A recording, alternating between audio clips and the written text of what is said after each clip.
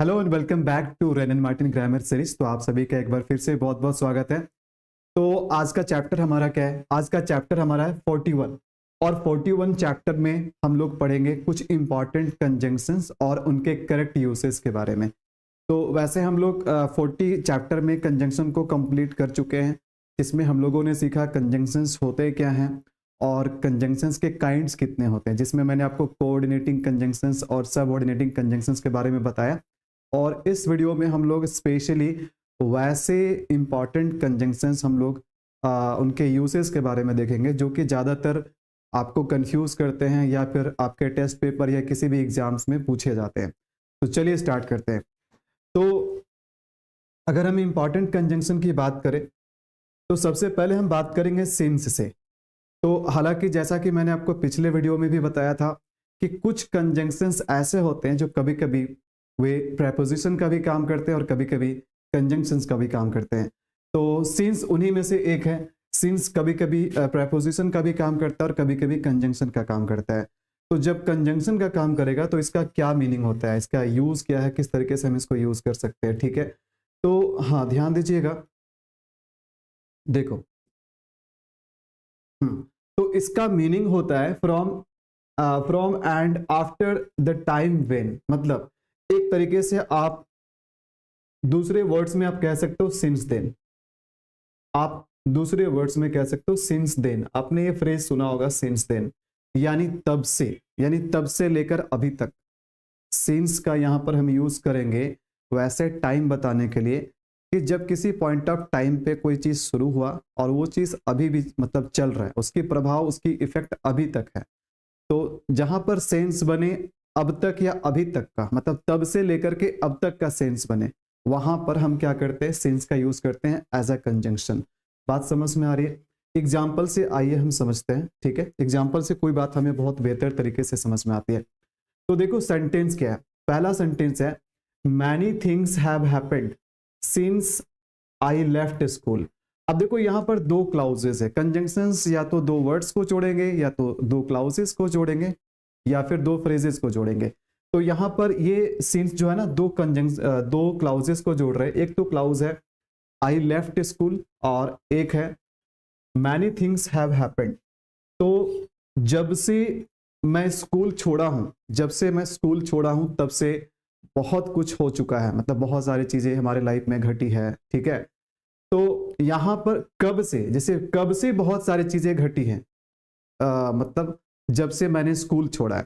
तो यहां जो सीन्स है ना, ये क्या कर रहा है, टाइम बताने का काम कर रहा है और उस टाइम से लेकर के अब तक। एक और एग्जांपल देखते हैं। 3 years have passed, 3 years have passed since I saw her last। जब मैंने उसे जब मैंने उसे लास्ट टाइम देखा था तो तब से लेकर के 3 साल बीत चुके हैं। मतलब ये पिछले 3 साल के बीच या पिछले 30 साल के दौरान, मैं इसको 30 साल बोल रहा हूँ, सॉरी, 3 साल की बात हो रही है, 3 years है। तो पिछले 3 साल के दौरान मैंने उसे दोबारा कभी नहीं देखा है। तो तब से क्या हो गया, जब मैंने उसे लास्ट टाइम देखा था तब से 3 साल बीत चुके हैं। तो मीनिंग देखो क्या निकल रहा है, मीनिंग निकल रहा है जब से तब से। ठीक है, जब से तब से यानी तब से लेकर अब तक। किसी पास्ट में कोई एक समय है, उस समय से लेकर के अब तक का अगर सेंस बने तो वहां पर सेंस का हम यूज करते हैं एज अ कंजंक्शन। और यहां पर एक और बात बिल्कुल नोट करने वाली है कि यहां पर टेंस क्या रखेंगे, क्योंकि जहां भी सिंस, अगर कंजंक्शन सिंस का यूज हम कंजंक्शन के रूप में बात करें ना, तो सिंस को तो हम देखते ही देखते हैं, साथ ही साथ सिंस से जब हम दो क्लाउजेस को जोड़ रहे हैं तो सिंस के बाद वाले क्लाउज का टेंस क्या होगा और सिंस के पहले वाले क्लाउज का टेंस क्या होगा। तो ये बात बिल्कुल नोट कर लेना, क्योंकि ये सबसे इंपॉर्टेंट चीज है इस सिंस कंजंक्शन के साथ। तो सिंस क्या होगा, सिंस बीच में रहेगा और सिंस के बाद वाले क्लाउज का टेंस क्या होगा, सिंस के पहले वाले क्लाउज का टेंस क्या होगा। तो मैं आपको बता दूं कि सिंस के पहले वाला जो क्लाउज होगा ना, इसका टेंस आपको रखना है प्रेजेंट परफेक्ट। इसका टेंस रखना है प्रेजेंट परफेक्ट, प्रेजेंट परफेक्ट। और सिंस के बाद वाला जो क्लाउज होगा इसका टेंस रखना है सिंपल पास्ट। इसका टेंस रखना है सिंपल पास्ट, सिंपल पास्ट।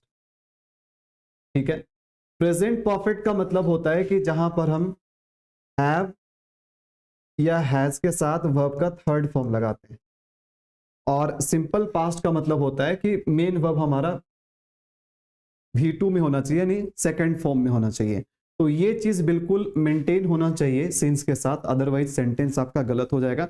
और इसी पे आधारित, मतलब सिंस के साथ जब हम दो क्लाउजेस को जोड़ते हैं तो दोनों तरफ टेंसेस को कैसे रखना है, इस पे क्वेश्चंस बहुत सारे एग्जाम्स में आते रहते हैं। तो बिल्कुल इस बात पे ध्यान दीजिएगा। जो भी एग्जामिनेशन के पॉइंट ऑफ व्यू से चीजें इंपॉर्टेंट होती है, मैं आपको जरूर बताने का कोशिश करता हूँ।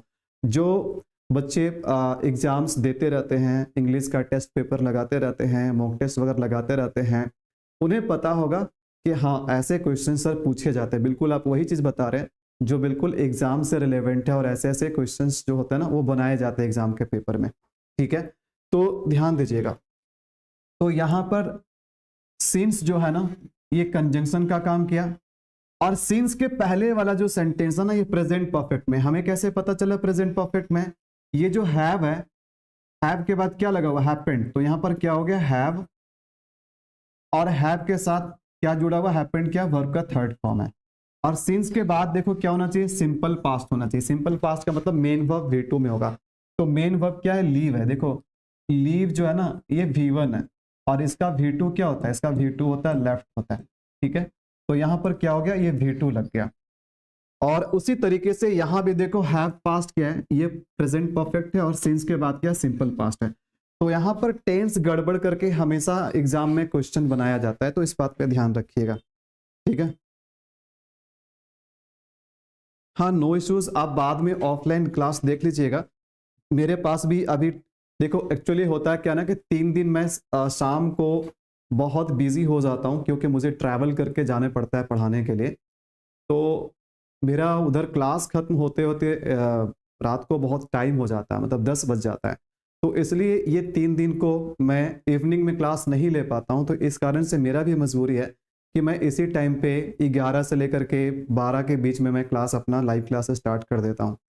तो कहीं ना कहीं कुछ तो प्रॉब्लम है मेरे साथ, इस कारण से मैं आप लोगों को हर दिन शाम को क्लास नहीं दे पाता हूँ। हालांकि क्लासेस तो हर दिन चलती है, लेकिन ये शाम को ही होगा, इसका कोई फिक्स टाइमिंग नहीं होता है। हमारे साथ भी कुछ लिमिटेशंस है जो देखने पड़ते हैं, क्योंकि कारण ये है ना कि मुझे उधर भी तो देखना पड़ेगा। अगर मैं सब कुछ छोड़ करके, सब कुछ अपना जहां मेरा अर्निंग का सोर्स है वो सब कुछ छोड़ करके मैं ऑफलाइन बैचेस से पढ़ाता हूं, तो मेरे इतने सारे रेंट वगैरह निकलते हैं, स्टूडियो का इतना खर्च है, उसके बाद भी आप लोगों को यूट्यूब में फ्री ऑफ कॉस्ट क्लासेस दिए जा रहे हैं, अपना बहुत कुछ नुकसान करके। और अगर आप सोचते हैं कि मैं अपना सब कुछ त्याग करके और केवल यूट्यूब में लगे रहूं भी बिना फ्री ऑफ कॉस्ट, तो आपको लगता है कि भूखे भजन होता है, मतलब बिना आप अपने, ये कैसे आप ये कर सकते हो? इतना बड़ा रिस्क कैसे ले सकते हो कि आप अपना छोड़ दो और जो फ्री में बच्चे पढ़ रहे हैं?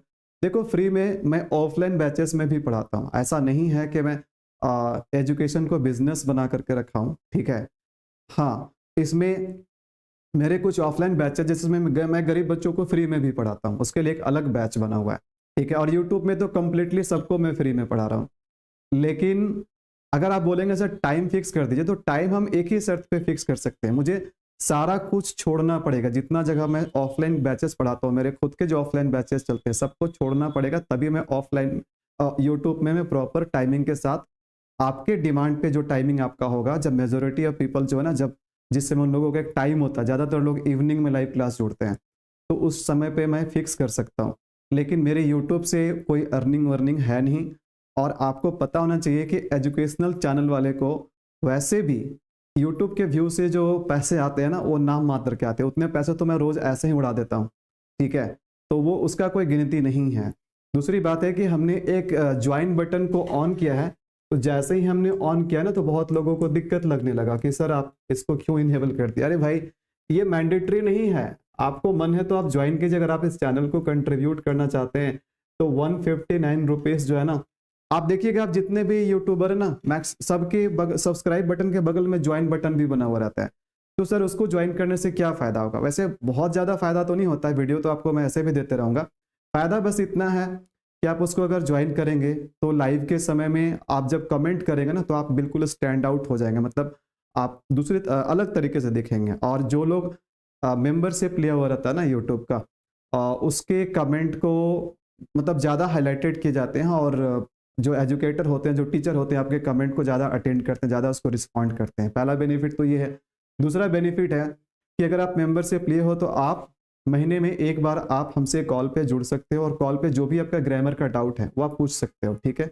अदरवाइज वैसे भी कोई छोटे मोटे डाउट होते हैं तो मैं टेलीग्राम पे बता ही देता हूँ, उसके लिए मैं कोई चार्ज नहीं लेता हूँ। तो ये केवल ऐसा नहीं है कि जो मेंबरशिप नहीं लेगा उसको फ्री में वीडियोस नहीं मिलेंगे, वीडियोस वही रहेंगे। ऐसा नहीं कि उनके लिए अलग से मैं वीडियो बनाने जा रहा हूँ, लेकिन हाँ, ये एक तरह से अगर आप ज्वाइन करते हैं तो एक तरह से आपका ये कंट्रीब्यूशन होगा, आप इसको सपोर्ट करेंगे इस चैनल को, ठीक है। अदरवाइज मैं आप लोगों से ये कोई फोर्स नहीं कर रहा हूँ, ठीक है। तो प्लीज़ आप लोग ऐसे ऐसे कमेंट मत कीजिएगा कि सर आपने ये ज्वाइन बटन, इससे क्या होगा? ज्वाइन बटन को इनेबल करने से ऐसा थोड़े हुआ कि चैनल पे वीडियोस आना बंद हो गए, चैनल मेरा मतलब कंप्लीटली मैंने ब्लॉक कर दिया सबको, ऐसा तो कुछ नहीं है। ये सबके चैनल पे, और हम लोगों को एक समय पे आकर के इस बटन को इनेबल करना ही पड़ता है, क्योंकि यूट्यूब का अपना पॉलिसी है, इसलिए हमने इसको यहाँ पर इनेबल किया। नहीं तो कल को फिर मेरे चैनल डीमोनेटाइज हो सकते थे, तो इसलिए मुझे ये करना पड़ा, तो मैंने किया। तो ध्यान दीजिएगा, ठीक है। आप अगर अभी किसी और क्लास मतलब काम में बिजी हैं या कहीं और क्लासेस कर रहे हैं, आप अभी लाइव नहीं देख सकते, तो बाद में आप रिकॉर्डेड मोड पे देख लीजिएगा ना, जब ऑफ आप देख लीजिएगा, जब आप फ्री रहिएगा तो आप कभी भी किसी टाइम पे कंप्लीट प्लेलिस्ट तो बना हुआ इसका है, तो आप सारे वीडियोस को फॉलो कीजिए स्टेप बाय स्टेप। हाँ, ठीक है। तो ये बात समझ में आ गई। तो यहाँ से एरर बनता है बाबू, इसलिए मैंने इस पर थोड़ा टाइम दिया। अब बात करेंगे और, तो और का क्या यूज है? सिंपल सा चीज है ये, तो मैंने आपको ये कोऑर्डिनेटिंग कंजंक्शन के टाइम पे भी बताया था कि और जो है ना, ये अल्टरनेटिव बताता है। अल्टरनेटिव का मतलब होता है चॉइस, ये अल्टरनेटिव बताता है। और इसका एक और मीनिंग होता है अदरवाइज। और का यूज हम अदरवाइज के सेंस में भी करते हैं, और इसका एक और जो सेंस है ना, वो है नियरली इक्विवेलेंट टू। अगर कोई चीज लगभग एक जैसा हो, लगभग सिमिलर हो, मतलब सेम हो, मतलब, तो उसके लिए भी हम क्या करते हैं? और का यूज करते हैं। ये तीनों एग्जाम्पल से हम समझेंगे। यू मस्ट वर्क और स्टाफ, ठीक है। यहाँ और का यूज किया गया है। स्टाफ का मतलब होता है भूखों मरना, यानी भूख से मरना। भाई तुम या तो काम करो और नहीं तो भूखे मरो, है ना। काम करो नहीं तो भूखे मरो। तो ये क्या कर रहे हैं? ये ऑप्शन बताया जा रहा है, ये चॉइस बताया जा रहा है, या तो ये करो या तो वो करो, ठीक है। उसके बाद देखो क्या, यू मस्ट हैसन और यू विल मिस योर बस। आपको बिल्कुल जल्दी करना चाहिए, नहीं तो क्या होगा, आप अपने बस को मिस कर दोगे, आपकी बस छूट जाएगी, ठीक है। हालांकि छूटते इंसान है, बस अपने गंतव्य पे चली जाती है, ठीक है। तो यहां पर और जो है ना, ये अदरवाइज का सेंस में हो रहा है। मतलब you must Hesson otherwise you will miss your बस। दूसरा जो सेंस है नियरली इक्विवेलेंट टू, मतलब लगभग एक जैसा ही, ठीक है। जैसे यू मस्ट हैव स्ट्रेंथ, आपके पास स्ट्रेंथ बिल्कुल होनी चाहिए। और करेज, तो करेज जो है ना, ये लगभग स्ट्रेंथ का ही सिमिलर चीज है, मतलब उसी चीज को और करेक्ट वे में बोलने के लिए और लगाया गया, ठीक है। तो और का यूज हम करते हैं जब कोई दो चीज या दो वर्ड जब लगभग एक जैसे हो, तो उसके लिए भी हम और का यूज करते हैं। तो ये तीन तरह से यूज है और का, और इसका कोई बहुत बड़ा चीज, इसमें कोई बहुत ज्यादा ग्रामेटिकल एस्पेक्ट नहीं जुड़ा हुआ है कि इससे ज्यादा और मैं कुछ आपको और से रिलेटेड बताऊं, ठीक है। और देखिए इसके बाद है इफ। तो इफ का यूज हम कब करते हैं? अगला जो कंजंक्शन है ये है इफ। तो इफ का क्या यूसेस है? थोड़ा सा कमेंट की तरफ भी ध्यान दे देते हैं ना। Okay sir, how I find noun clause, ठीक है। इस पे भी मैं वीडियो बना दूंगा, है ना। अभी तो रेनिन मार्टिन का जो सेकंड पार्ट है ना, उसमें ही क्लाउज को डिटेल में पढ़ना है हम लोगों को, कि हम नाउन क्लाउज को कैसे फाइंड आउट करें, एडजेक्टिव क्लाउज को कैसे फाइंड आउट करें। तो ये सब चीज़ हम लोग सेकंड पार्ट वाला में पढ़ लेंगे, उसमें कोई दिक्कत नहीं है। ओके हाँ, उसके बाद है sir, can we use two verbs in one sentence, if yes in which form they should be. देखो ये चीज़ मैं ऑलरेडी कई बार बता चुका हूँ, आप वीडियोस नहीं देखते हैं। सब्जेक्ट कॉम्प्लीमेंट, ओके ठीक है, समझ में आ गया ये चीज़। देखो अच्छा, इफ बता रहे थे, तो इफ का क्या है?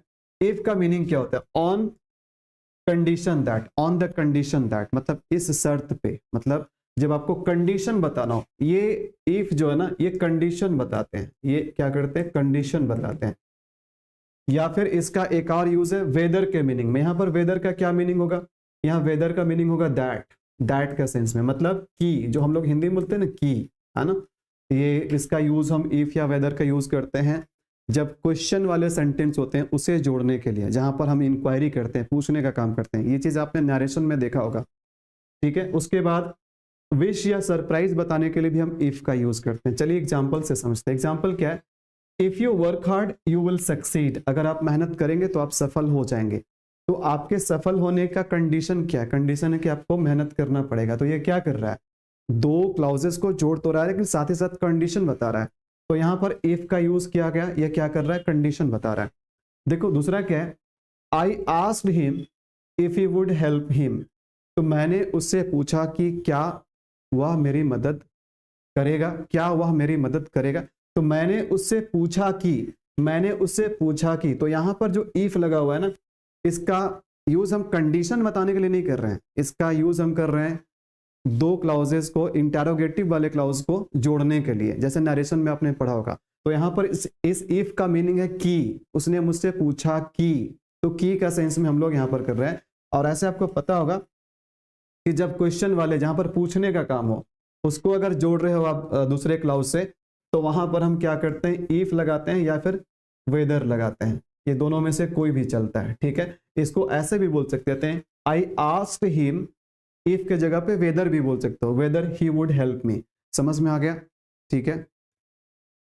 सर पैराजंबल की आप क्लास लेंगे, बिल्कुल लेंगे क्लास, जितने पैराजंबल का क्लास होगा, क्लोज टेस्ट का होगा, सेंटेंस इंप्रूवमेंट, स्पोर्टिंग एरर्स, और जितने भी बैंकिंग के तमाम नए पैटर्न वाले क्वेश्चन है, चाहे वर्ड स्वैप के हो गए, चाहे सेंटेंस कनेक्टर्स के हो गए, सब कुछ होगा, ठीक है। और बहुत सारे अभी एग्जाम के सीजन्स भी आ रहे हैं, तो बिल्कुल उसे भी करवा दूंगा, है ना, बिल्कुल होगा। अभी देखो, अभी आने वाले टाइम में मैं अभी बिल्कुल लाइव क्लासेस रेगुलरली लूंगा, और ये क्लासेस एसएससी सीजीएल पे होगा, और साथ ही साथ बैंकिंग वाले जो बच्चे उनके लिए होगा, ठीक है। तो ये समझ में आ गया। उसके बाद देखो एक और एग्जांपल है, if I only new, if I only new, तो इसका मतलब क्या है, काश मुझे पता होता, काश मैं ये जान पाता, काश मुझे पता होता। तो मैं अपना सरप्राइज या एक तरह से विश बता रहा हूं जो कि पूरा नहीं हो सकता है, ठीक है। तो इसके लिए भी यहां पर हम इफ का यूज करते हैं। तो यहां पर इफ का जब हम विश या सरप्राइज बताने के लिए करते हैं ना, तो हम इसका यूज जो करते हैं इफ का, ये अकेले नहीं करते हैं, इसके साथ ओनली जरूर लगाते हैं। तो इफ ओनली का जो मीनिंग होता है ना, ये सरप्राइज बताने के लिए, विश बताने के लिए होता है। और ऐसे सेंटेंस का अंत, जो भी सेंटेंस इफ ओनली से शुरू होगा ना, सेंटेंस को अंत में पंक्चुएट करते हैं हम ये एक्सक्लामेशन मार्क्स से। तो देखो यहाँ पर एक्सक्लामेशन मार्क्स लगा हुआ, तो समझ जाना कि ये विश या सरप्राइज बता रहा है, ठीक है। हाँ, आगे देखते हैं। दैट का यूज हम कब करते हैं, तो दैट तो वैसे देखा जाए तो दैट एक डिटर्मिनर भी है, मतलब डेमोन्स्ट्रेटिव एडजेक्टिव हम कह सकते हैं। तो हम यहाँ पर एडजेक्टिव के रूप में बात नहीं कर रहे, हम यहाँ पर बात कर रहे हैं कंजंक्शन के रूप में। तो कंजंक्शन के रूप में अगर बात करें, तो यहाँ पर दैट का मीनिंग, अगर हिंदी मीनिंग बोले तो इसका मीनिंग हो जाएगा की, है ना। जैसे मैं जानता हूं कि तुम एक अच्छे लड़के हो, मैं जानता हूं कि तुम एक अच्छा स्टूडेंट हो, तो यहाँ की से क्या कर रहे हैं, दो क्लाउजेस को जोड़ रहे हैं। तो क्लाउजेस तो बहुत तरह के होता है, लेकिन ये जो दैट होता है ना, ये नाउन क्लाउज को इंट्रोड्यूस करता है, ये नाउन क्लाउज को इंट्रोड्यूस करता है। नाउन क्लाउज को इंट्रोड्यूस करने का मतलब ये है कि आपको ये चीज समझना पड़ेगा कि किसी भी सेंटेंस में नाउन का यूज कहां कहां होता है। अगर आपको ये पता है कि किसी भी सेंटेंस में नाउन का स्थान कहां कहां होता है, कहां कहां पर हम नाउन का यूज करते हैं, तो मैं आपको बता दूं, हम सब्जेक्ट के जगह पे नाउन का यूज करते हैं। हम किसी वर्ब के, किसी कोई ट्रांजिटिव वर्ब होता है और अगर उसका ऑब्जेक्ट चाहिए तो उसका ऑब्जेक्ट के जगह पे भी हम नाउन का यूज करते हैं। और अगर कोई प्रेपोजिशन है और प्रेपोजिशन को अपना ऑब्जेक्ट चाहिए तो प्रेपोजिशन के ऑब्जेक्ट के रूप में भी हम यूज करते हैं, नाउन का यूज करते हैं। साथ ही साथ अगर हमें सब्जेक्ट कॉम्प्लीमेंट बताना हो तो सब्जेक्ट कॉम्प्लीमेंट के लिए भी हम नाउन का यूज करते हैं। तो जहां जहां हम नाउन का यूज कर सकते हैं, वहां वहां अगर क्लाउज आते हैं तो वैसे क्लाउज को हम नाउन क्लाउज कहते हैं। और नाउन क्लाउज का खासियत ये होता है कि ज्यादातर ये दैट से शुरू होते हैं, हालांकि दूसरे कंजंक्शन से भी स्टार्ट होते हैं, बट ज्यादातर ये दैट से शुरू होते हैं। और दैट इसी तरीके से क्या करता है, ये एक नाउन क्लाउज को इंट्रोड्यूस करता है, ठीक है। और नाउन कभी भी आपको ये पता करना हो कि किसी भी जगह पे नाउन का रिक्वायरमेंट है कि नहीं है, तो इसके लिए बस हम यही क्वेश्चन करेंगे क्या, इसके लिए हम यही क्वेश्चन करेंगे क्या। तो जो क्या का जवाब देगा ना, तो समझ लेना कि यहां पर नाउन क्लाउज का यूज होने वाला है, ठीक है। तो देखो उसी तरीके से यहां पर एक एग्जांपल लिया गया, लेकिन जब ये नाउन क्लाउज को इंट्रोड्यूस करता है या सब ऑर्डिनेट क्लाउज को इंट्रोड्यूस करता है, सब ऑर्डिनेट क्लाउज जिसे हम डिपेंडेंट क्लाउज भी कहते हैं, मैंने पिछले क्लास में भी बताया चीज, ठीक है। तो आखिर जब ये जोड़ता है तो बताता क्या है, मीनिंग क्या होता है इसका। तो मीनिंग ये, या तो उसका सेंटेंस को जोड़ने के बाद उसका रिजल्ट क्या हो, या तो ये रिजल्ट बताता है, या विश बताता है, या पर्पस बताता है, रीजन बताता है, या कॉज बताता है। ये खैर अलग चीज हो गया। सबसे मेन चीज है कि ये करता क्या है, दैट नाउन क्लाउज को इंट्रोड्यूस करता है। वो नाउन क्लाउज क्या हो सकते हैं, वो नाउन क्लाउज सबऑर्डिनेट क्लाउज हो सकते हैं या डिपेंडेंट क्लाउज हो सकते हैं, ठीक है। एग्जांपल से समझते हैं। जैसे सिंपल सी बात है, देखो मैं इस एग्जांपल को समझाने के लिए पहले एक दूसरा एग्जांपल लेता हूं। मैंने एक एग्जांपल लिया, आई नो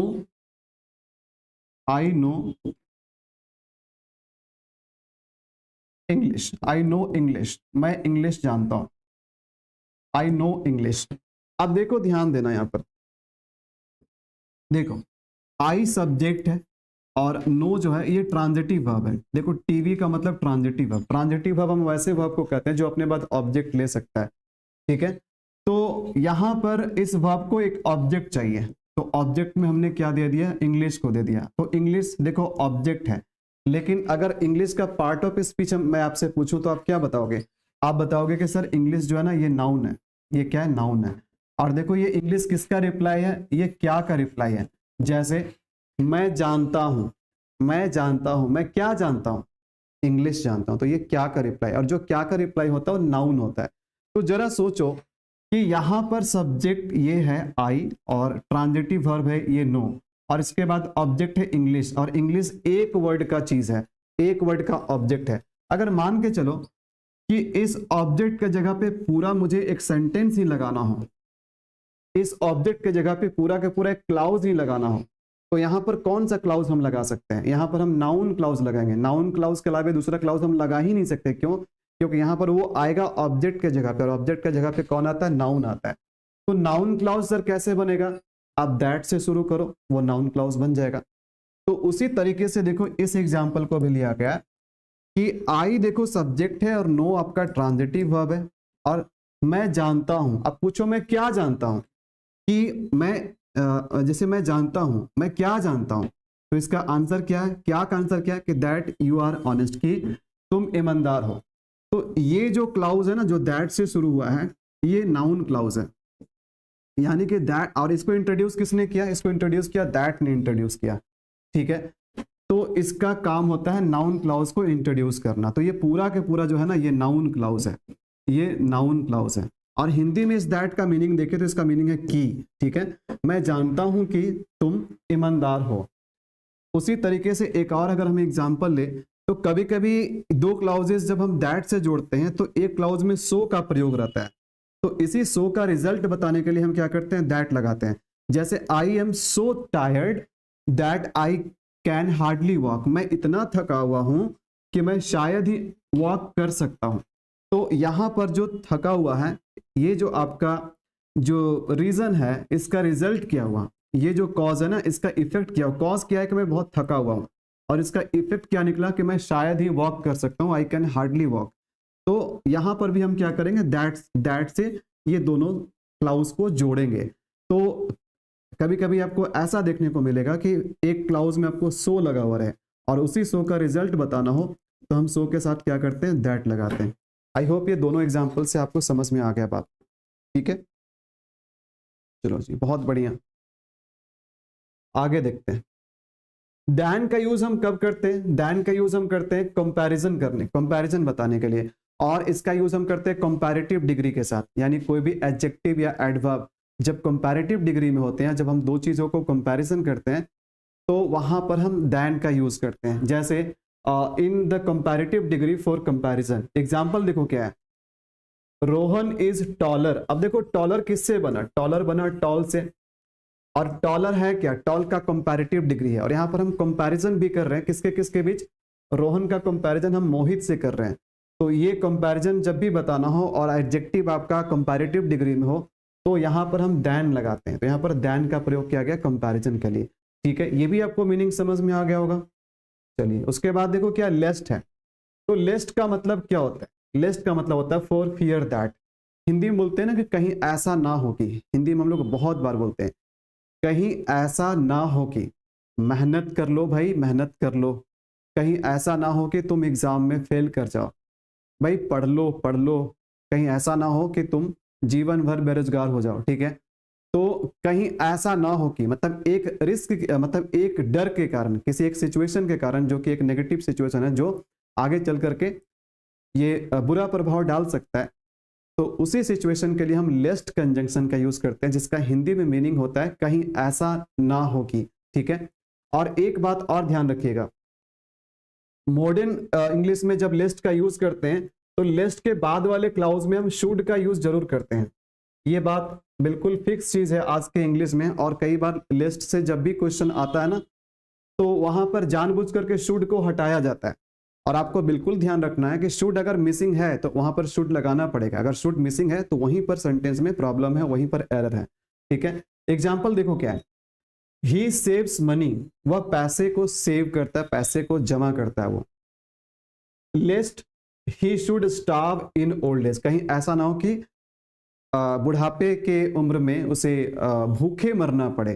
तो भाई आगे चल करके बहुत तरह के फाइनेंशियल प्रॉब्लम हो सकता है, कभी भी किसी के साथ हो सकता है, इसीलिए वो पैसे को सेव करता है। तो उसका पैसे को सेव, किस डर से पैसे को सेव करता है, इसका मीनिंग क्या है, फॉर फियर दैट, मतलब किसी चीज के डर से। ठीक है, कि बुढ़ापे में उसे भूखे ना मरना पड़े, इसलिए वो पैसे को सेव करता है, मतलब वह पैसे सेव करता है कहीं ऐसा ना हो कि उसे बुढ़ापे में भूखे मरना पड़े। ठीक है, तो कहीं ऐसा ना हो कि, इसी सेंस में हम क्या करते हैं, लेस्ट कंजंक्शन का यूज करते हैं। और एक बात और मैं फिर से रिपीट कर देता हूं कि लेस्ट के बाद वाले क्लाउज में शुड जरूर होना चाहिए, लेस्ट के बाद वाले क्लाउज में शुड का यूज जरूर होना चाहिए, अदरवाइज वो सेंटेंस गलत है। पहले ओल्ड इंग्लिश में लेस्ट के बाद शुड का यूज नहीं किया जाता था, बट आज के टाइम में ये बहुत प्रचलन में है, और इनफैक्ट इसको नहीं देने से सेंटेंस को गलत माना जाता है। ठीक है, तो इस पे ध्यान रखिएगा। नहीं, ये चीज नहीं कर सकते हो, यही तो मैं बता रहा हूं। लेस्ट एक ऐसा कंजंक्शन है जिसके बाद वाले क्लाउज में केवल और केवल शुड होना चाहिए, और शुड मिसिंग भी नहीं होना चाहिए, शुड को होना ही पड़ेगा। और अगर आप सोचोगे कि शुड के जगह पे कोई और मॉडल वर्ब लगा लेते हैं, इसके बाद हम शुड के जगह पे हम विल लगा लेते हैं, या शैल लगा लेते हैं, या फिर मस्ट लगा लेते हैं, ठीक है, या फिर मे लगा लेते हैं, या फिर कैन लगा लेते हैं, तो मैं बताऊं कुछ भी नहीं चलेगा इसमें कुछ भी नहीं चलेगा, कोई भी मॉडल वर्ब नहीं चलेगा, केवल एक ही चीज चलेगा शुड के साथ, लेस्ट के साथ, और वो क्या है, ये है शुड है। तो इस पे ध्यान रखिएगा। ठीक है, ओके, आगे देखते हैं। देखो नेक्स्ट कंजंक्शन क्या, नेक्स्ट है वाइल। तो वाइल का यूज हम क्या क्या बताने के लिए करते हैं, तो ध्यान दीजिएगा। वाइल का तो एक मतलब होता है एज लॉन्ग एज, मतलब एक ड्यूरेशन बताते हैं, मतलब जब तक, जिसका हिंदी में मीनिंग होता है जब तक, जब तक है जहां। ठीक है, जब तक है जहां तब तक है जहां।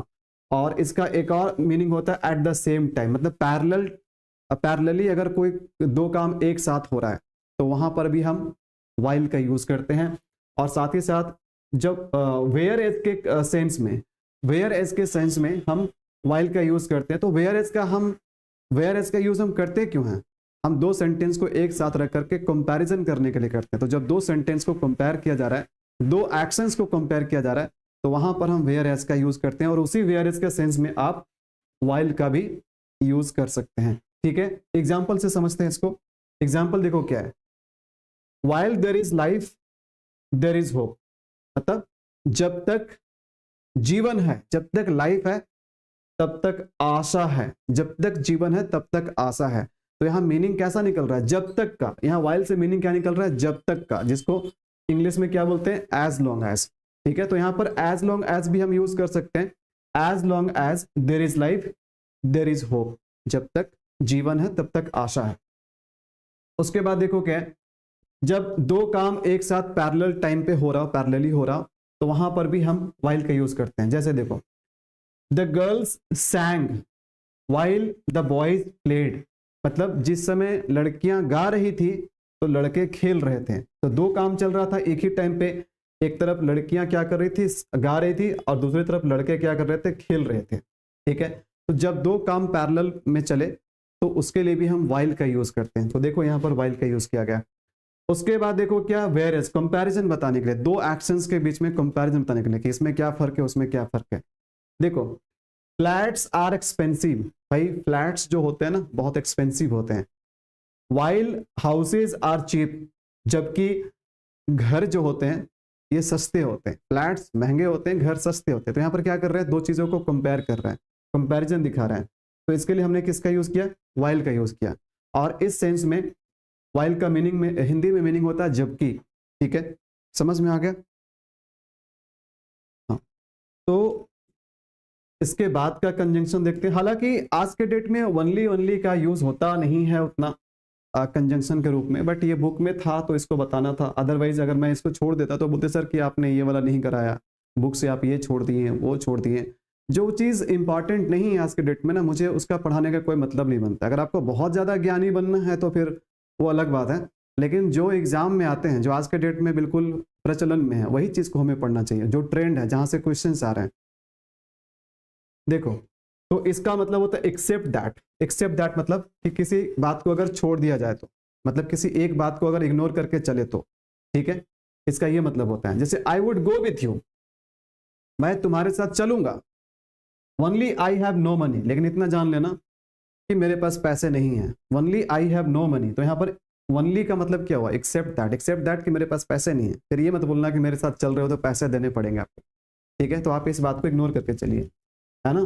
तो जब ओनली लगाते हैं तो इसका मतलब होता है एक्सेप्ट दैट, मतलब किसी एक बात को आपको इग्नोर करके चलना है।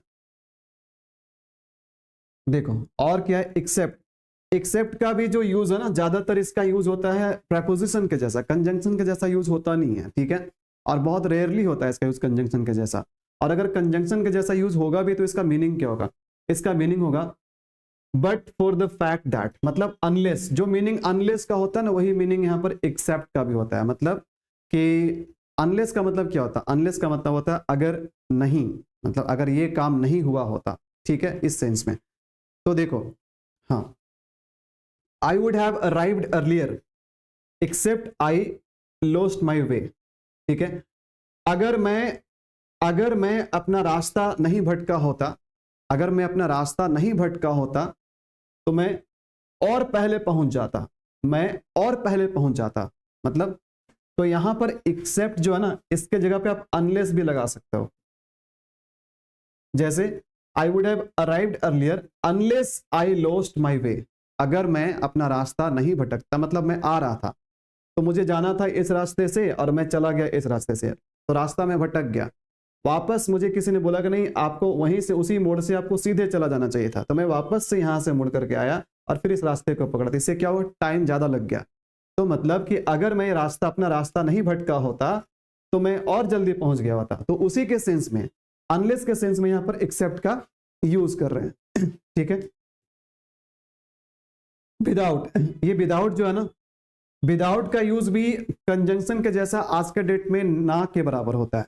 ठीक है, विदाउट एक प्रेपोजिशन है, कंजंक्शन में कोई मतलब नहीं बनता, लेकिन फिर भी बुक में दिया हुआ है तो बता ही देते हैं। विदाउट का मतलब भी अनलेस होता है, विदाउट का मतलब भी अनलेस होता है, बट विदाउट को प्रेपोजिशन के जैसा यूज करो तो ज्यादा बेटर है। कंजंक्शन के जैसा इसका यूज होता नहीं उतना आज के डेट में। तो इसका भी मतलब होता है अनलेस। जैसे I shall not go without you do, मतलब मैंने आपको कुछ करने के लिए कहा है, अगर तुम नहीं करोगे तो मैं नहीं जाऊंगा। ठीक है, तो तुम्हारे किए बिना मैं नहीं जाऊंगा, मतलब अगर तुम ये नहीं करोगे तो मैं नहीं जाऊंगा, ये इसका मतलब निकल रहा है। तो यहां पर भी आप अगर विदाउट के जगह पे अगर अनलेस लगा देंगे तो सेंटेंस ज्यादा बेटर होगा। विदाउट से अच्छा है कि हाँ, विदाउट एक प्रेपोजिशन के रूप में कर सकते हैं, और तब इसके बाद सेंटेंस नहीं, तब इसके बाद नाउन आना चाहिए या प्रोनाउन आना चाहिए या कोई नाउन फ्रेज आना चाहिए। अदरवाइज विदाउट से दो सेंटेंस जोड़ने का कोई मतलब नहीं बनता है। लेकिन बुक में बताया गया है तो ये पहले के टाइम में होता था, उतना होता नहीं है। देखो, हाँ, यहां से आपका बहुत बड़ा कंफ्यूजन दूर होने वाला है। कारण बताने के लिए, कॉज बताने के लिए, रीजन बताने के लिए बहुत सारे प्रेपोजिशन तो बहुत सारे। यहाँ कंजंक्शन की बात करें तो ये 3 कंजंक्शन, एक तो है बिकॉज और एक है फॉर और एक है सिंस। ये तीनों का प्रयोग हम कंजंक्शन के जैसा करते हैं और ये तीनों का यूज हम करते हैं रीजन बताने के लिए। लेकिन कौन कैसा रीजन बताएगा, ध्यान दीजिएगा, थोड़ा सा अंतर है इसमें, ठीक है, समझने का कोशिश करेंगे। सिंस का हम यूज करते हैं वैसा रीजन बताने के लिए जो कि रीजन पास्ट का होता है। तो पास्ट की किसी घटनाओं में अगर रीजन बताना है तो वहां पर सिंस लगाना सही रहता है। अगर प्रेजेंट का कोई रीजन बता रहे हो तो वहां पर आप बिकॉज लगाओ। और अगर रीजन आपका चाहे तो पास्ट का है चाहे तो प्रेजेंट का है, वो मैटर नहीं करता है। अगर आप उसमें अपना जस्टिफिकेशन दे रहे हो, जस्टिफिकेशन का मतलब होता है लॉजिक देना, मतलब कि कोई चीज को सही ठहराना, कोई चीज को सही ठहराना, उसको जस्टिफिकेशन बोलते हैं। मतलब कोई चीज गलत क्यों है या सही क्यों है ये बताना है। तो वहां पर उस तरह के कारण के लिए, यानी जस्टिफिकेशन देने के लिए वहां पर कारण जब बताना हो तो वहां पर फॉर लगाते हैं। एग्जाम्पल से बेटर समझ पाओगे आप।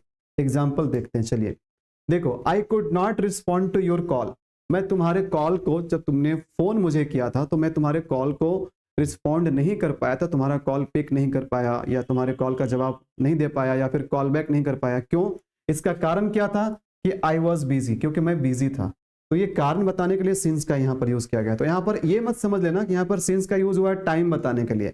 ये टाइम बताने के लिए नहीं, बल्कि ये रीजन बताने के लिए यूज हुआ है। और ये कैसा रीजन है? ये रीजन इन द पास्ट है। ये रीजन इन द पास्ट है क्योंकि ये पास्ट का कोई घटना के बारे में हम बात कर रहे हैं, वहीं का रीजन बता रहे हैं, ठीक है।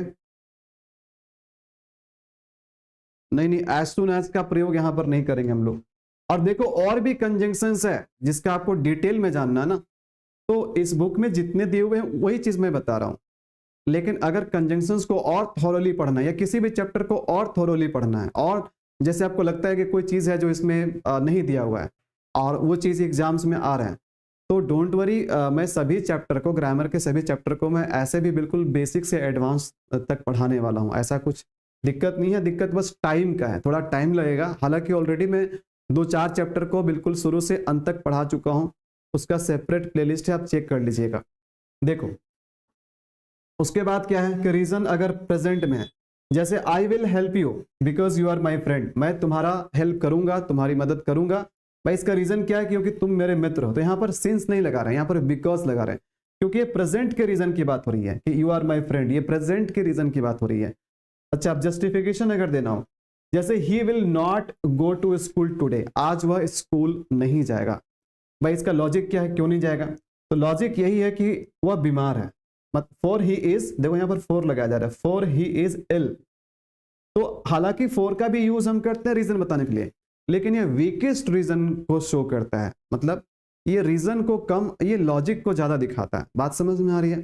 तो इसलिए यहाँ पर हम लोग फॉर का यूज करेंगे। तो ये फर्क है ये तीनों कंजंक्शन में, जहां तक रीजन का सवाल है। समझ में आ गया आपको? तो इसके साथ ही जितने भी कंजंक्शंस यहाँ पर दिए हुए थे बुक में, इन सभी कंजंक्शन के इंपॉर्टेंट यूजेस के बारे में, इनके करेक्ट यूजेस के बारे में मैंने आपको बताया, और साथ ही साथ मैंने आपको एग्जाम्पल्स भी दिया। मैं हमेशा कोशिश करता हूँ कि ऐसा सिंपल एग्जाम्पल दूँ। मैं सारा के सारा एग्जाम्पल मैं बुक से ही नहीं उठाता हूँ, कुछ मैं अपना खुद का एग्जाम्पल देता हूँ। अगर मुझे लगता है कि बुक में कोई ऐसा एग्जाम्पल है जो शायद आपको समझने में दिक्कत होगा या शायद मुझे समझाने में दिक्कत लगेगा, तो मैं क्या करता हूँ, उसके जगह पे मैं दूसरा एग्जाम्पल लेता हूँ ताकि आपको आसानी से समझ में आ जाए, ठीक है। और यही कारण है कि अब तक आप लोग ये सीरीज को अप्रिशिएट करते आए हैं। हमेशा आप बोलते हैं कि सर मतलब रेन मार्टिन का बुक मैंने बहुत पढ़ा। देखिए ऐसा नहीं है कि बुक में गलत तरीके से समझाया गया, ठीक है। मैं हमेशा रेकमेंड करता हूं कि अगर आपको ओरिजिनल चीज़ को देखना है तो आप बुक को ही रेफर कीजिए, बुक को पढ़िए। ये समझने वाले लोगों की फेयर होता है कि कोई उसी भाषा को समझ जा रहा है, कोई नहीं समझ पा रहा है। जो नहीं समझ पा रहा है उसको टीचर का हेल्प का जरूरत पड़ता है, ठीक है। लेकिन मैं अपना बेस्ट देने का कोशिश करता हूँ ताकि आपको कोई भी ग्रामर के किसी भी कंसेप्ट में डाउट ना रहे, ठीक है। चलिए, तो ये भी कंप्लीट हो गया। और जो ये जो रेन एंड मार्टिन को जो 2 भाग में कवर किया गया है, तो पहला जो भाग है, पहला जो पार्ट है, इसमें सारे चैप्टर्स हो गए। मुझे लगता है बस एक ही चैप्टर बचा हुआ है और ये है इंटरजेक्शन। जबकि इंटरजेक्शन सही मायने में कोई चैप्टर है ही नहीं, क्योंकि इंटरजेक्शन सबसे कम यूज होने वाला चैप्टर या ना के बराबर यूज होने वाला चैप्टर है। तो फिर इसमें देखते हैं, अगर कुछ सीखने वाला चीज होगा, कुछ नया बताने वाली चीज होगा, तो इस चैप्टर को मैं पढ़ाऊंगा और नहीं तो ये पार्ट 1 आपका कंप्लीट हो चुका है, सुरेंद्र मार्टिन का पार्ट 1 कंप्लीट हो चुका है, ठीक है। लिटरेचर का भी एक क्लास लीजिए। लिटरेचर कौन सा लिटरेचर मुझे बताओ? Literature history of English literature का लेना है या स्पेशली कोई नोवेल है, कोई स्टोरी है, मुझे बताओ।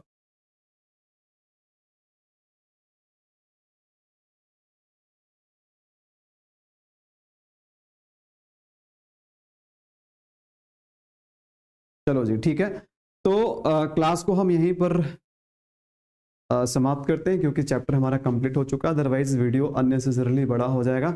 ठीक है, चलिए आप इसी तरह से इस चैनल को सपोर्ट और प्यार देते रहिए। वीडियो के नीचे कमेंट जरूर कीजिएगा, आपके कमेंट बहुत कम आ रहे हैं, ठीक है, और लाइक भी कर दीजिएगा। Okay, thank you for watching this video.